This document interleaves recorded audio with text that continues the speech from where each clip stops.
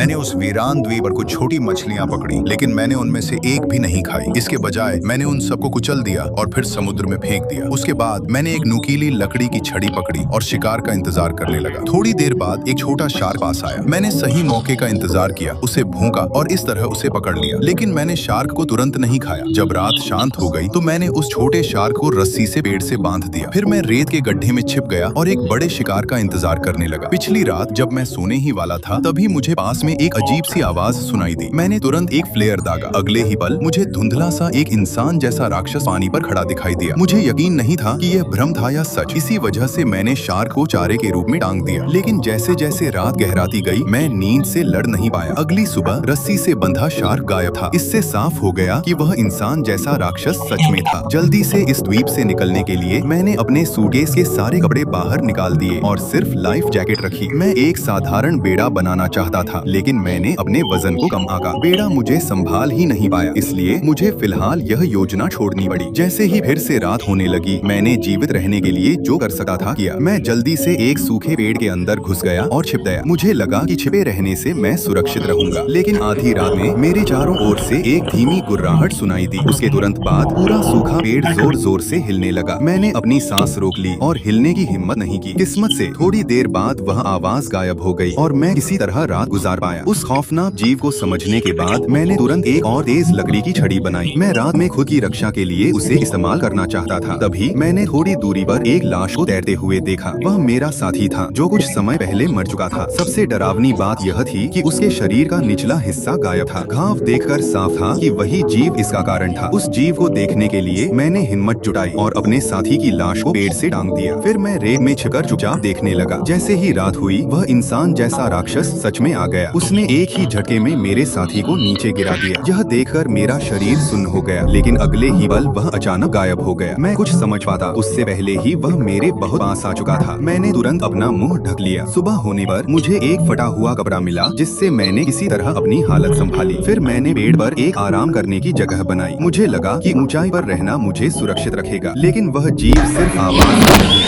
ही बहुत तेजी से चल सका था। उसने तुरंत मेरी गंध पकड़ ली और सीधे मेरी तरफ आ गया। जिंदा रहने के लिए मुझे भागना पड़ा, लेकिन वह मुझे छोड़ने वाला नहीं था। एक पल में वह मेरे सामने आ गया और मुझे एक झटके में दूर फेंक दिया। खुशकिस्मती से इस अफरा तफरी में मैंने अपनी लकड़ी की छड़ी से उसे मार दिया। यही वजह थी कि वह कुछ समय के लिए पीछे हट गया।